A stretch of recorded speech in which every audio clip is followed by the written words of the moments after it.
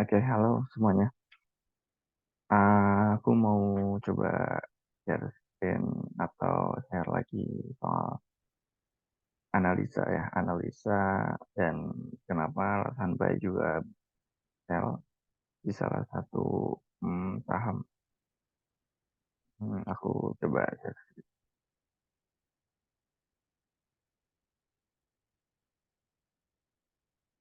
Udah muncul ya. Oke, ini sahamnya Arto nih teman-teman. Oke, aku udah coba buat PPT-nya. Ini ya realize profit. Kenapa beli di sini dan jual di sini nanti aku coba review ya. Pertama ya disclaimer ini bukan ajakan beli atau jual, tapi aku lebih coba pengen share nih, kenapa bisa untung atau nanti mungkin di berniaga selanjutnya kenapa bisa. Ini saham Bank Jago atau dengan kode ticker uh, Arto ya.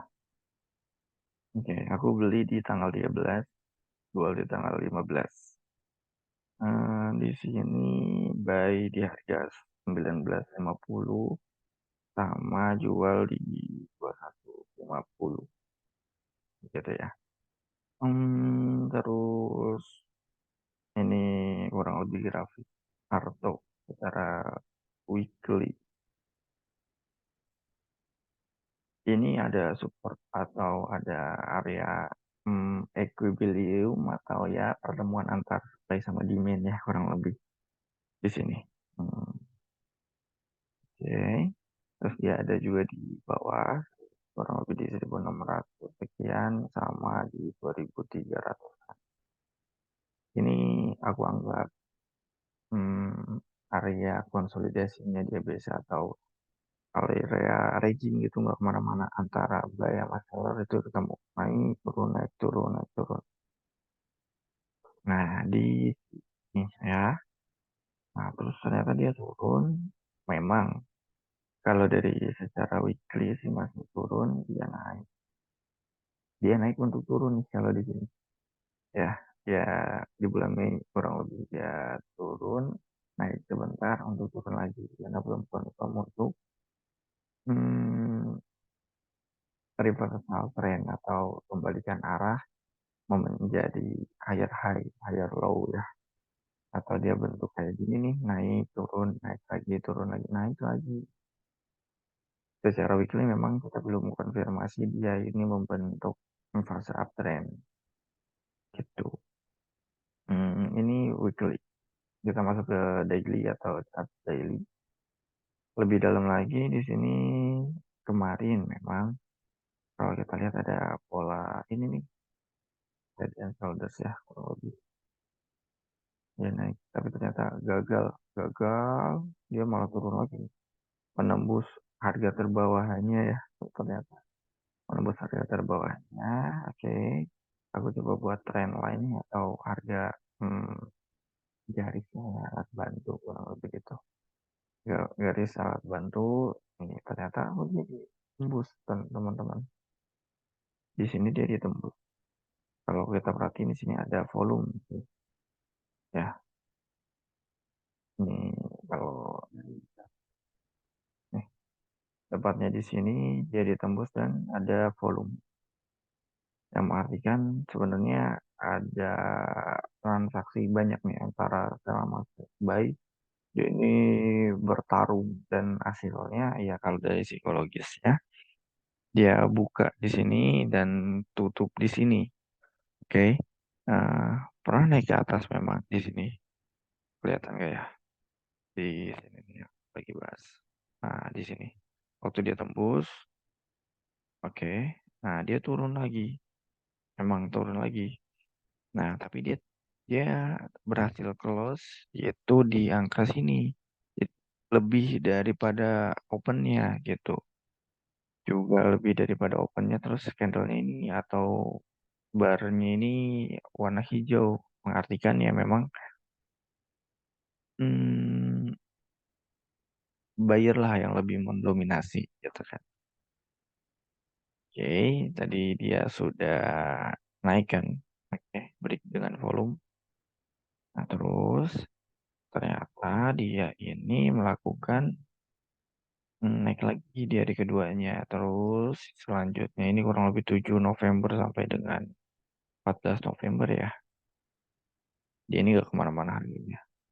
Gak kemana-mana juga nggak turun dan nggak ada volume di sini. Ya bisa dibilang ini di bawah rata-rata dari kemarin ya. Gitu. Kalau 2 hari ini kan ada garis nih kurang lebih yang warna biru ini teman-teman. Nah, sekarang kita ke volumenya. Ini garis rata-rata volumenya. Waktu dia break ini jauh banget ya ternyata nih 2 hari. Terus pas dia tuh tadi sideways atau ya nggak kemana-mana harganya itu dia ini jadi di rata harga rata-ratanya tempat malah nggak ada di bawah rata-rata. Tapi begitu naik dia 2 kali volume gitu. Nah itulah waktu dia turun nggak ada diiringi volume. Nah aku coba buy di sini. Kalau kita coba cek dari broker summary, memang di sini menarik nih. Ada net buy kurang lebih dominasi di 10 billion atau 10 M di harga 1768 ya. 10 M di 1768. Kurang lebih gitu ya kalau aku coba hitung kotornya sih. Ya, cuman boleh coba kalau dibantu hitung lagi ya sama teman-teman. Aku buy di sini. Jadi di tanggal 13 ya. Aku coba open buy di sini. Tapi ternyata dapatnya di tanggal 13. Nah, coba kita lihat. Ini kan naik nih. Ini terus turun. Dia naik lagi. Terus ternyata ada 2 opsi. Pertama, apakah kita akan kejar di sini? Ya, aku ini di berapa? 1950 ya. Apakah aku akan kejar di sini? Dengan resiko ya berarti 12% tuh. Gitu. Atau ya mungkin aku taruh di 1950 dengan resiko 6%. Mungkin nggak dapat barang kalau kita antri di sini. Kalau di sini ya kita nggak dapat barang misal. Tapi kita dapat harga murah atau dicicil ya di area ini. Atau kita langsung entry di satu harga. Begitu dia break dari harga ininya nih teman-teman. Nah, gitu dia break kita mungkin buy di sini. Kalau misalnya bisa mantau market sih mungkin enak ya. Tapi kalau nggak bisa ya berarti nggak apa-apa. Aku milih antri ya. Jadi di sini itu karena nggak bisa mantau market pas begitu market turun malah nanti rugikan sayang ya. Mending kabar dulu aja. Gitu. Ini alasannya beli di 1950. Resikonya 6% ya. Gitu. Berapa 6% dari apa nih gitu ya. Biasanya kan rumusnya ideal sih 1 sampai 2% dari modal ya biasanya. Cuman ya oke deh aku ini masih coba buy alasan kenapa. Oke aku beli buy di tanggal 12, di tanggal 10, dapatnya di tanggal 13 barangnya. Dan nunggu 2 hari aja nih. Dia naik nih ternyata dia break. Di hari tanggal 15 November memang IHSG-nya ini bagus ya teman-teman. Coba kompos.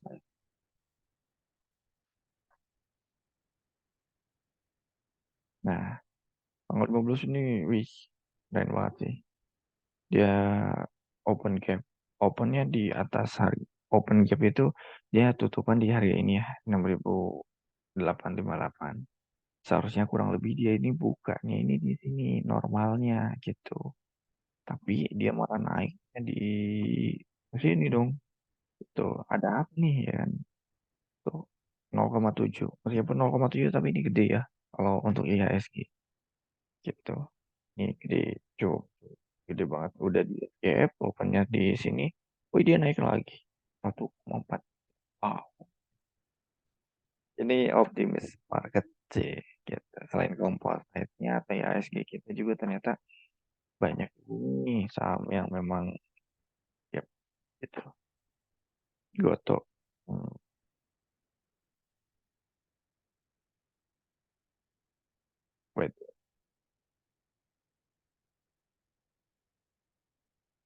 BRIS, Bank Syariah Indonesia.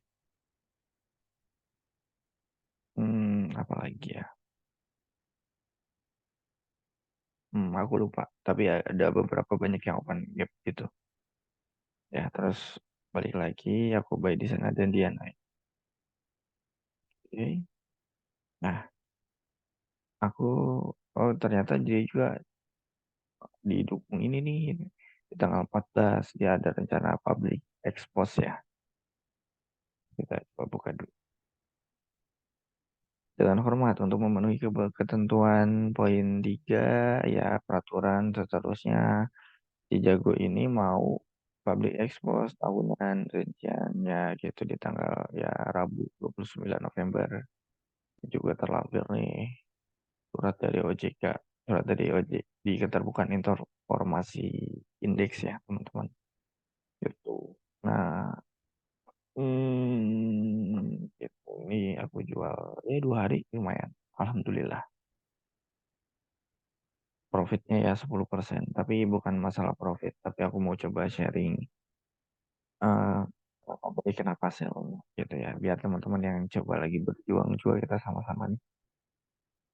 Bisa sharing kenapa jual dan kenapa beli gitu ya. Analisanya gitu. Nah, kenapa jual di harga yang tadi sekarang?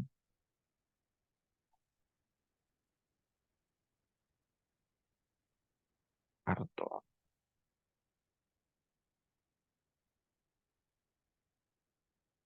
Waktu dia open gap up di sini, aku jual di berapa ya tadi? 2170, 2170 di sini.